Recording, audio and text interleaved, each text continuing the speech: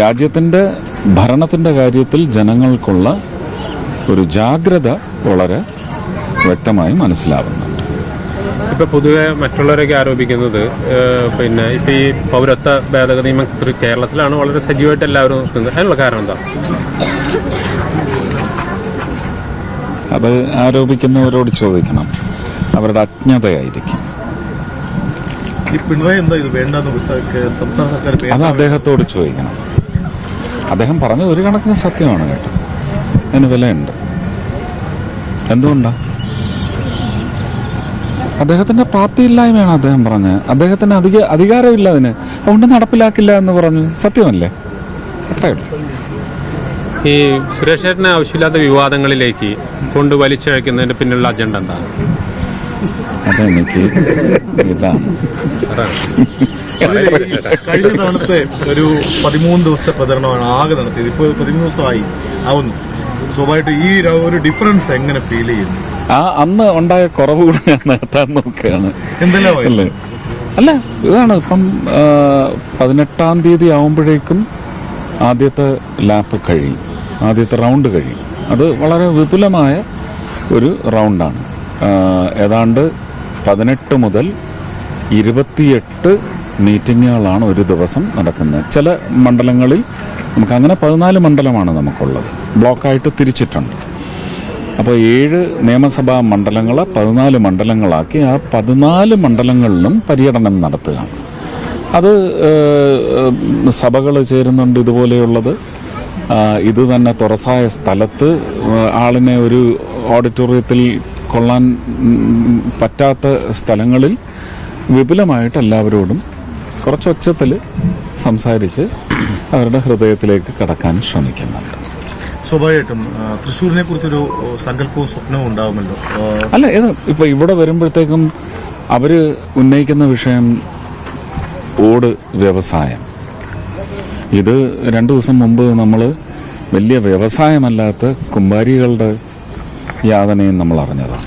അപ്പോൾ ചെളി എന്ന് പറയുന്നതിന് പ്രകൃതിയെ സംരക്ഷിക്കുന്നതിനുള്ള നിയമങ്ങൾ നമ്മൾ തന്നെയാണ് വലിച്ചിഴച്ചത്, അല്ലേ? അമിതമായി പ്രകൃതിയെ ചൂഷണം ചെയ്തതിൻ്റെ പശ്ചാത്തലത്തിൽ. അപ്പോൾ നിയമങ്ങളും പാലിക്കപ്പെടണം. നമുക്ക് ചെളി മാത്രം മതി, കുടിക്കാൻ വെള്ളം വേണ്ട എന്ന് പറഞ്ഞാൽ തീരെഴുതി കൊടുക്കാൻ പറ്റുമോ? ഇല്ല. അപ്പോൾ ജലസ്രോതസ്സുകളെ സംരക്ഷിക്കുന്നതിന് വേണ്ടി നിയമങ്ങളുണ്ട്, അതെല്ലാം. പക്ഷെ അതെല്ലാം അഴിമതിക്കായി ഉപയോഗിക്കുന്നു ആ നിയമങ്ങളൊക്കെ എന്നുള്ളത് സങ്കടകരമായ കാര്യമാണ്. അപ്പോൾ ചെളി എന്നത് നമുക്ക് ഇവിടെ അതിൻ്റെ സ്രോതസ്സുണ്ട്, അത് എടുത്തു കൊടുത്താൽ മതി, അല്ലേ? അത് എടുത്തു കൊടുക്കുന്നത് കൊണ്ട് അഴിമതി കുറഞ്ഞു പോകും, അഴിമതി പണ ലഭ്യത കുറഞ്ഞു പോകും എന്നൊക്കെയുള്ള പേടിയുള്ള ഭരണകർത്താക്കളെ നിങ്ങൾ തിരോധാനം ചെയ്യണം. അതാണ് അവരോട് ഞാൻ പറഞ്ഞത്. അത് എന്താണ്, ഒരു യുക്തിയും ബുദ്ധിയും ഒക്കെ ഉപയോഗിച്ച് ആ ചെളി ലഭ്യമാക്കുന്ന ഭരണ നൈപുണ്യത വരണം. അതിനെങ്കിലും വരുത്തൂ എന്നേ പറഞ്ഞു. ഈ എല്ലാ മതവിഭാഗങ്ങളെയും മതത്തിന്റെ പേരിലുള്ള ചർച്ചകൾ വലിയ തോതിൽ തുടങ്ങി വെക്കുന്നുണ്ട്. STക്ക് എന്താ പറയാനുള്ളത്? ഇല്ല, ഞാനതങ്ങ് വിട്ടു. ഞാൻ പറഞ്ഞല്ലോ, മതപ്രീണനം എന്ന് പറയുന്നത് ഞാൻ വെറുക്കുന്ന കാര്യമാണ്. അത് ഏത് മതത്തിനായാലും മത അടിസ്ഥാനത്തിലല്ല, ഒരു സാമ്പത്തികാവസ്ഥ മാത്രമല്ല, പിന്നോക്ക അവസ്ഥ എല്ലാ മതത്തിലും പെട്ട സമൂഹങ്ങൾ അനുഭവിക്കുന്നുണ്ട്. അപ്പോൾ സ്ഥിരം ഉപയോഗിക്കുന്ന വാക്കാണ്, അതിൻ്റെ ഒരു മൊണോപ്പൊളി ഒന്ന് മാറ്റാമെന്ന് വിചാരിച്ചാണ് ആ വാക്ക് ഞാൻ ഉപയോഗിക്കാത്തത്. പക്ഷെ അത് പറയാതെ നിവർത്തിയിൽ ഒരു അടിത്തട്ട് വർഗമുണ്ട്, ഒരു അധസ്ഥിത വർഗമുണ്ട്. അവർക്ക് വേണ്ടി പ്രീണനം ഏതറ്റം വരെയും പോകാം. സംസ്ഥാനത്ത് BJPക്ക് എത്ര സീറ്റ് തവണ പ്രതീക്ഷിക്കുന്നുണ്ട്? അല്ല, എന്നിട്ട് പിന്നെ മറ്റേ ഡബിൾ ഡിജിറ്റ് ഒക്കെ പറഞ്ഞിട്ട് അവരെ കൊണ്ടിട്ട് പൊട്ടിക്കാനല്ല, അത് വേണ്ട. മനോഭാവം വളർന്നിട്ടുണ്ട്. ഒറ്റയക്ക ശതമാനത്തിൽ നിന്ന് 2 അക്ക ശതമാനത്തിലേക്ക് വന്നു. അത് ഒരു മനുഷ്യനിലെ പ്രതീക്ഷ കൊണ്ടാണ്. ആ മനുഷ്യൻ ആ പ്രതീക്ഷയ്ക്കൊത്ത് 10 വർഷത്തിൽ 9.25 വർഷവും പ്രവർത്തിച്ചു. അടുത്ത 5 വർഷം കൊണ്ട് എവിടെ എത്തിക്കും എന്ന വാഗ്ദാനവും നൽകി. ആ വാഗ്ദാനത്തിലൂന്നിയുള്ള ആത്മവിശ്വാസത്തിൽ ഇത് 2 അക്ക സീറ്റിലേക്ക് വരാനുള്ള മനോഭാവ മാറ്റം, മൈൻഡ് സെറ്റ് ചേഞ്ച് കേരളത്തിലും വന്നു കഴിഞ്ഞു. ഒരു പ്രധാനമന്ത്രി എന്ന നിലയ്ക്ക് അദ്ദേഹത്തിന്റെ മനസ്സിലാക്കലാണ്. ഞാൻ പറയുന്നില്ലേ, ഞാനൊരു MP പോലുമല്ല, ഞാൻ പറയുന്നില്ലേ ജനങ്ങളുടെ മാനസികാവസ്ഥ മാറിയിട്ടുണ്ട്. അവരിനി അങ്ങനെ ഒരു രാഷ്ട്രീയ അടിമത്തത്തിൽ ഊന്നി ഒരു വോട്ടിംഗ് പ്രക്രിയയിൽ ഏർപ്പെടില്ല എന്ന് പറയുന്ന മനോഭാവത്തിലേക്ക് വന്നു എന്ന് ഞാൻ മനസ്സിലാക്കുന്നുണ്ട്. അല്ല, അങ്ങനെ പ്രോജക്റ്റായിട്ടല്ല. എന്താണ് ഈ ഓട് കമ്പനി, എനിക്കതിപ്പോൾ എൻ്റെ മാനിഫെസ്റ്റോയിൽ വരുത്താൻ പറ്റുമോ? പ്രൈം പ്രോജക്ട്സ് ഞാൻ 2019 പറഞ്ഞത് തന്നെയാണ്. ശക്തൻ മാർക്കറ്റ് അതൊരു ഫോക്കൽ സെന്ററാണ് ഡെവലപ്മെന്റിന്റെ. അത് വരണം. 3 റോഡുകളെയും കണക്ട് ചെയ്ത്, അതായത് കുന്നംകുളം റോഡ്, പൊന്നാനി റോഡ്, ഈ മണ്ണുത്തി റോഡ് 3നെയും കണക്ട് ചെയ്ത് വെറുതെ ആവാസ വ്യവസ്ഥിതിയെ ശ്വാസം മുട്ടിക്കുന്ന തൃശ്ശൂർക്കാർ അനുഭവിക്കുന്ന ട്രാഫിക് ആയാലും ഒരു unnecessary traversing through the city എന്ന് പറയുന്നത് ഒഴിവാക്കാനായിട്ട് പാലക്കാടുള്ളവർക്ക് പെട്ടെന്ന് കോഴിക്കോട് എത്താനോ ഒക്കെ ഒരു cross way, elevated highway, high raised road, എങ്ങനെ വേണേലും ആവാം. അതൊരെണ്ണം വന്നാൽ വലിയ ഒരു യാത്രാ ദുരിത നിവാരണമായിരിക്കും. ഇവിടുത്തെ ആവാസ വ്യവസ്ഥിതിയുടെ ഒരു ദുരിതവും നമുക്ക് ഒഴിവാക്കാൻ പറ്റും. പൊല്യൂഷൻ അനാവശ്യമായിട്ടുള്ളത് ഒഴിവാക്കാൻ പറ്റും. ഒരു 6 കിലോമീറ്റർ സർക്കംഫറൻസിലെങ്കിലും റൗണ്ടിൽ നിന്ന് ഡ്രെയിനേജിനുള്ള സാധ്യത എന്താണെന്ന് നോക്കണം. വാട്ടർ ബോഡീസിന്റെ ഡിപ്ലീഷൻ തടയാൻ അത് വളരെ അനിവാര്യതയാണ്. ശക്തന്റെ പേരിലൊരു നോളജ് സെന്റർ എന്നാണ് ഞാൻ അന്ന് പറഞ്ഞത്. പക്ഷേ അതല്ല, ഒരു വിസ്ഡം സെന്ററാണ് വരേണ്ടതെന്ന് തോന്നുന്നു. അത് കവളപ്പാറ, അതിപ്പം തൃശ്ശൂർ പട്ടണത്തിൽ തന്നെ വേണമെന്നില്ല. അതെനിക്ക് തോന്നുന്നു ഷൊർണൂരാണ് കവളപ്പാറ കൊട്ടാരം. അതൊരു എത്നിക് യൂണിവേഴ്സിറ്റിയുടെ സ്വഭാവമുള്ള ഒരു സെന്ററായി അതിന്റെ ചുറ്റും ഇൻഫ്രാസ്ട്രക്ചർ വന്ന് അങ്ങനെ ഒരെണ്ണം ആഗ്രഹിക്കുന്നുണ്ട്. ഏതാ? മെട്രോ റെയിൽ 3 ഇപ്പൊ ഞാൻ 4 പറഞ്ഞു.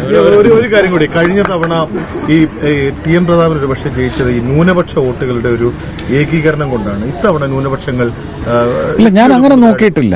ഞാൻ പറഞ്ഞില്ലേ, മതപ്രീണനമില്ല എന്ന് ഞാൻ പറഞ്ഞെങ്കിൽ ഞാൻ ജനങ്ങളിലേക്കാണ് ചെല്ലുന്നത്. അവർക്ക് വിവിധ മതങ്ങളുണ്ടാവും. ഞാൻ ജനങ്ങളോടാണ് അഭ്യർത്ഥിക്കുന്നത്.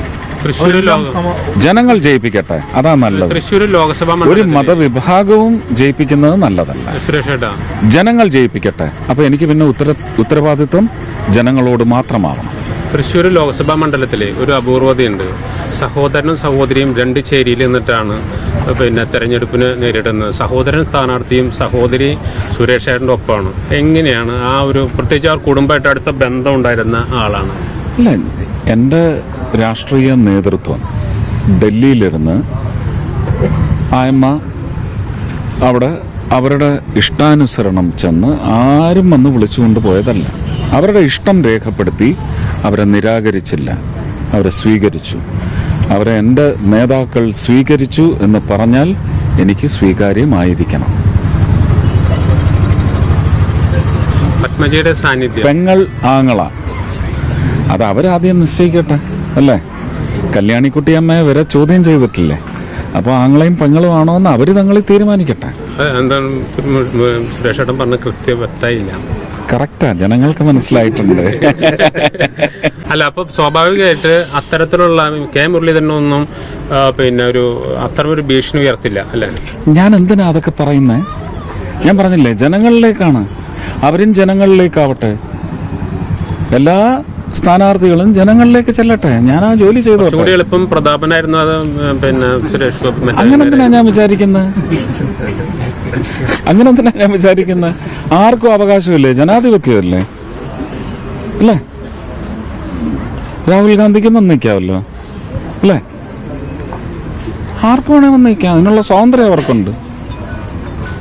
ജയിപ്പിക്കാനും തോൽപ്പിക്കാനുമുള്ള സ്വാതന്ത്ര്യം ജനങ്ങൾക്കുണ്ട്. കഴിഞ്ഞ ദിവസം സുരേഷ് ഏട്ടൻ ക്ലാരിറ്റി വരുത്തിയതാണ് ഈ പത്മജ വേണുഗോപാലിന്റെ വിഷയത്തിൽ ക്ലാരിറ്റി വരുത്തിയതാണ്. അത്തരത്തിലൊരു വാർത്തകളും പ്രചരിച്ചിരുന്നു. ഞാൻ പറഞ്ഞോ? ഇല്ല, ഞാൻ ചോദിച്ചു. എന്തെങ്കിലും പറയണമെങ്കിൽ നമുക്ക് ഇത് ഒരു ജനാധിപത്യത്തിന്റെ from the horses mouth, straight from the horses mouth എന്ന് പറയുന്ന ഒരു ഉത്തരവാദിത്വമുണ്ട്, റെസ്പോൺസിബിലിറ്റി. ഞാൻ ആ റെസ്പോൺസിബിലിറ്റി എവിടെയെങ്കിലും തെറ്റിച്ചാൽ ഇല്ലല്ല. ഈ കഴിഞ്ഞ തവണ ഈ ചില മണ്ഡലങ്ങളിൽ പാട്ടും പാടി ജയിക്കുന്ന പ്രയോഗമുണ്ടായിരുന്നു. ഇത്തവണ ഏറ്റവും ട്രെൻഡിങ് ആയത് STയുടെ ഡാൻസ് ആണ്. എല്ലാം നിങ്ങൾ തന്നെ സൃഷ്ടിക്കുന്നതാണ്. നിങ്ങളെന്ന് പറഞ്ഞാൽ മീഡിയ അല്ല, ജനപക്ഷത്തു നിന്ന് വരുന്ന ഒരുപാട് സ്ഥലങ്ങളിൽ പാട്ട് പാടാൻ ആവശ്യപ്പെട്ടു, പാട്ടുപാടി അല്ലേ? പാട്ടുപാടി ജയിച്ചോ തോറ്റോ എന്നുള്ളതല്ല പ്രധാനം, വിഷയങ്ങൾ ചർച്ച ചെയ്യണം. നമ്മൾ ഈ പറഞ്ഞ എന്താണ് ഒരു മാർക്സിസ്റ്റ് പാർട്ടിയുടെ നേതാവ് പറഞ്ഞത് പ്രതിലോമകരം. അങ്ങനെയല്ല, ആഴത്തിലുള്ള വിഷയങ്ങളുണ്ട്.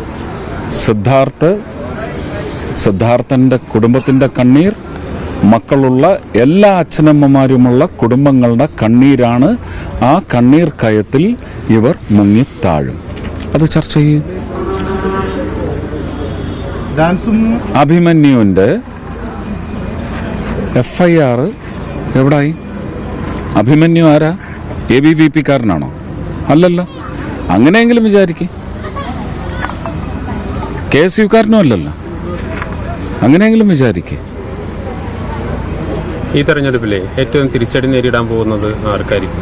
അതൊന്നും എനിക്കറിയില്ല. ഇല്ല ഇല്ല ഇല്ല, അത് ജനങ്ങൾ പറയണം. ഞാനിങ്ങനെ പറഞ്ഞു തന്നിട്ട് കാര്യമില്ല. ജനങ്ങൾ പറയണം. ജനങ്ങളുടെ ചില ചേഷ്ടകളിൽ നിന്ന് നമുക്ക് മനസ്സിലാവും. അതെനിക്ക് ആത്മവിശ്വാസം പകരുന്ന തരത്തിൽ മനസ്സിലാക്കൽ നടത്താൻ സാധിച്ചിട്ടുണ്ട്. അതെ, എല്ലാം ദുരിതമായിട്ട് ബ്രാക്കറ്റ് ചെയ്താൽ മതി. പിന്നെ അതിന്റെ ഒരു ബ്രാഞ്ചസ് അങ്ങോട്ട് എടുത്തു കഴിഞ്ഞാൽ അൺഎൻഡിങ് ആണ്. ഭരണവിരുദ്ധ വികാരം ഉണ്ടല്ലോ, ആണോ? അത് ജനങ്ങളുടെ ചേഷ്ടകളിൽ നിന്ന് മനസ്സിലാവുന്നു. ചേഷ്ടയല്ലല്ലോ പ്രധാനം, അവരുടെ ഒരു ഫൈനൽ ഡിസിഷൻ അല്ലേ. ആ ഡിസിഷനിൽ നിന്ന് നമുക്ക് നിശ്ചയിക്കാം.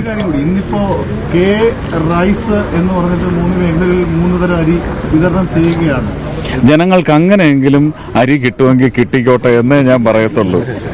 എന്ത് പേര് വേണേട്ട് വിളിച്ചോട്ടെ, M റൈസോ ഭാരത് റൈസോ റൈസോ എന്ത് വേണേ വിളിച്ചോട്ടെ, ജനങ്ങൾക്ക് കിട്ടുമല്ലോ. സന്തോഷം. ഇത്രയേ ഉള്ളൂ എന്ന് ജനങ്ങൾക്കറിയാം. അതാ ഞാൻ പറഞ്ഞ ചേഷ്ട. ഇതൊക്കെ എന്തുകൊണ്ടുണ്ടാവുന്നു എന്നുള്ളത് ജനങ്ങൾക്ക് മനസ്സിലായി. പക്ഷെ എന്ന് വെച്ചാൽ അവർ വാങ്ങാതിരിക്കത്തില്ല. ഇപ്പൊ മോദി പണിത റോഡാണെന്ന് പറഞ്ഞിട്ട് ആരെങ്കിലും ഇത് ഉപയോഗിക്കാതിരിക്കുകയാണോ? അല്ലേ? i2i News, an eye for truth. i2i News subscribe ചെയ്തിട്ടില്ലാത്തവർ ഇപ്പോൾ തന്നെ സബ്സ്ക്രൈബ് ചെയ്യുക. നോട്ടിഫിക്കേഷൻ ലഭിക്കുവാൻ ബെൽ ബട്ടണും അമർത്തുക.